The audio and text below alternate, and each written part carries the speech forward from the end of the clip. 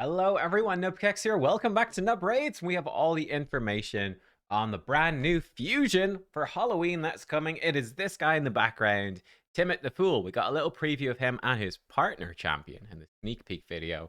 Now we know that Timit is the fusion and the partner champion. Don't know anything about her yet, but we'll hopefully find out soon. Before we look at his skill set, I do want to mention, of course, we have CVC starting tomorrow. I will be streaming, so when CVC kicks off, check out here on the YouTube channel. I usually stream for about 2 hours or so. So I'll hopefully see you there to hang out and have some fun. It's a nice chill CVC. So we'll just hang out and answer chat questions. Whatever you want to ask me. Let's do it. It'll be fun. We also will have a 10x event or two 10x events on during CVC. So I'll just announce those now in this video for the sake of it. First of all, on Tuesday, the 24th of October, it's a good one. Duchess Lilitu 10x, guys. Duchess Lilitu from Ancients, Primals, and Sacreds. So, yeah, needless to say, Whales and Krakens, this is your call, right? For me, sadly, it's still no Duchess. Yeah, I just got to get lucky sometime. Yeah, oh well. It is what it is. I could pull all my shards hunting for Duchess, but I don't think that's really a good idea, unfortunately. On Wednesday, we have a 10x. It's just a 10x event, right? We have a 10x event for Void Shards, if anyone has any Voids left after the 2x, 10x Seafy. And it is for another undead Void, Nekret the Great, who again is absolutely fantastic. He's a brilliant Void legendary. So yeah, he's super good. Again, I think a lot of the Whales and Krakens maybe spent their monthly budget going for 10x Seafy. Now they can double their monthly budget and go for 10x Nekret as well. Thing with Void 10x's, right? There's constantly good Void 10x's these days. Like it's a barrage. It's never ending. So yeah, I mean Nekret, he's really good, but like I said, there's always Void 10x's. The Seafy one was quite special because it was on during a 2x as well, which made it really strong. But yeah, it's just 10x. So there are the two 10x events. There will also be a 3x regen from Fire Knight happening, which is going to overlap with the Fire Knight tournament. We talked about that in a video earlier today, so go check that out and let me know what you think. But yeah, let us take a look now at none other than Timit the Fool. He is a Banner Lord. We saw that in the sneak peek, and it looks like his companion, she looks to be, I think, a Spirit Affinity legendary, also from Banner Lords, pretty sure. But this is Timit. So if I move me briefly, he has an accuracy aura that gives 50 accuracy in all battles. Fairly average, honestly. Like, it's good, but nothing too special. Carnival Hammer is A1. Attacks one enemy 2 times. Each hit heals this champ by 10% of their max HP. It's total 20% heal. It's a lot of healing. If the target has no active buffs, each hit also fills this champion's turn meter by 10%. So potentially 20% turn meter. Okay, 10%, 20% damage, 20% extra healing from books. Fine. Test your strength. A 6-turn cooldown that books to a 4-turn cooldown. Attacks all enemies. Decreases the rate. Let me actually move me so I don't cover the name. Decreases the duration of all enemy buffs by 3 turns. If there are no enemies with active buffs, grants an extra turn. Always grants an extra turn if Kaja the Rai is on the same team, even if there are enemies with active buffs. Interesting. So decreasing enemy buffs by 3 turns. What makes this good is polymorph, basically, right? If you try to remove buffs, that can trigger polymorph, right? Chance to place a sheep debuff whenever they place or remove or steal buffs. That's how polymorph works. Polymorph, though, oops, sorry, I clicked the wrong thing. Here we go. Polymorph does not proc when you decrease duration of enemy buffs. And let's be real, where in the game are you ever fighting anyone that has longer than a 3-turn buff? It's extremely rare. Extremely rare. Nekret the Great, probably the only reasonable example you'll ever really run into. So yeah, decreasing enemy buffs by 3 turns. This is effectively a full buff strip that will not be affected by polymorph. That's good. What is bad is it's an attack, and he's force. So that means he can weak hit Spirit Affinity enemies. It probably won't work. Most likely, it's a buff stripper that, yes, avoids polymorph, but does have some potentially huge affinity issues. So that is potentially a thing. It's cool. If you do strip all their buffs off, he gets an extra turn. That's cool. Look at his other active skill. Long cooldown on this. Always getting an extra turn if Kasha's there. That's okay. Kegs of Dread, his A3, attacks all enemies. Before attacking, places a 50% increased accuracy buff on all allies for 2 turns, and places a True Fear debuff on all enemies for 1 turn. That, again, books to a 4-turn cooldown.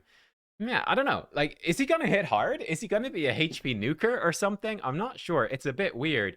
So here we've got, it's a little bit awkward. Obviously bringing a full team increased accuracy, that's nice. And then putting the True Fear, he's going to have increased accuracy to place the True Fear. It's a long cooldown, though. That's a long cooldown on 4 turns. Like, these could both be 3-turn cooldowns. And I'll be honest, I still probably wouldn't be very impressed. So yeah, I don't know. And it's a bit awkward. The extra turn is on his buff strip. So you could potentially strip their buffs, get an extra turn, and then put out True Fear, but you're not going to have the increased accuracy buffing up your buff strip at that point. So there is some awkwardness there. I think it could be okay in Live Arena, right? You come in, you get True Fear on some of their champions, then maybe they buff up, and then you've got increased accuracy, and you strip all their buffs on turn 2. That could be decent, but not amazing. Hideous Assistant, the passive. Whenever an enemy skill successfully activates while they're under a Fear or True Fear debuff, Timit's turn meter will fill by 10%. A little bit of turn meter there, potentially a lot, combined with his A1. Okay. Whenever an enemy skill does not activate because they're under Fear or True Fear, place a Provoke debuff on that enemy for 1 turn. This particular effect only applies when Kaja the Rai is on the same team. That's a strong partner skill, to be fair. So they commit, you True Fear them, they take their turn, the Fear or True Fear locks them out of their skill, bam, they're provoked. This have a sort of a somewhat interesting combo with a champion that we know is going to be buffed soonish, which is Fortis. We don't know what they're going to do, but Fortis, he increases the chance of enemy skills failing when they're under Fear or True Fear. That's kind of cool. So I mean, maybe there's some sort of combo that will be there, but yeah, I don't know. Let's say you do not have Kaja, you're getting 10% turn meter when Fear or True Fear doesn't work. Not great. I do think the combo thing is pretty cool, right? They miss a turn with Fear, True Fear, and then they're provoked for a turn as well. Like, that's potentially a lot of lockdown. That's potentially really good. But yeah, I don't know what to tell you. Timit the Fool. Timit is looking pretty weak, is my opinion on this.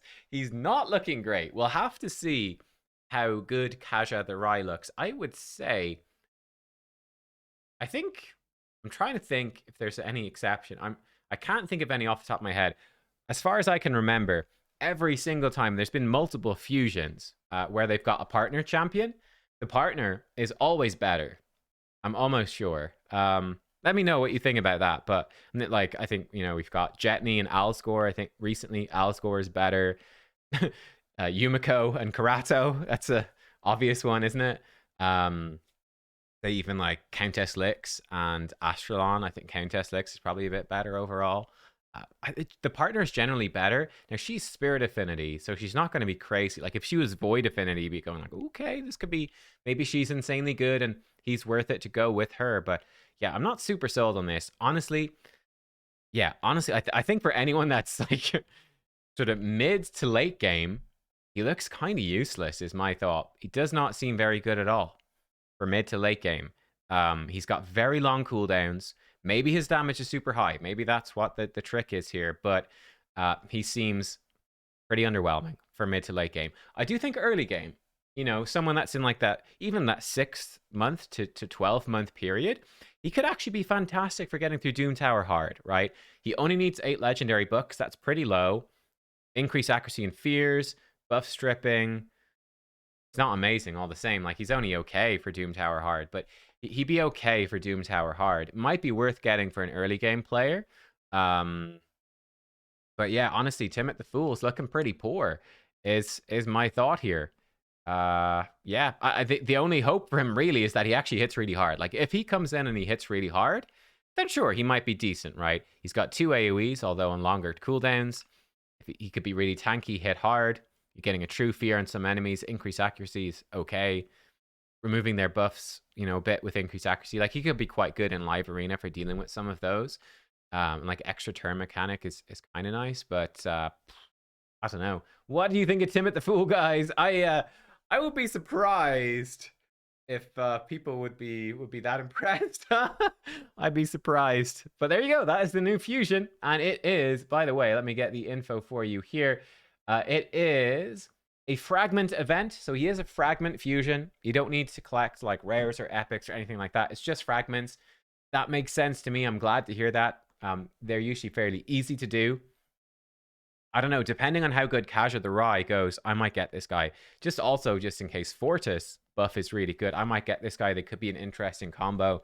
And look, we've got a big new... the only thing I can say to support this guy, it starts on Thursday, the 26th of October, by the way. The main thing for me, yes, he might be quite helpful early game.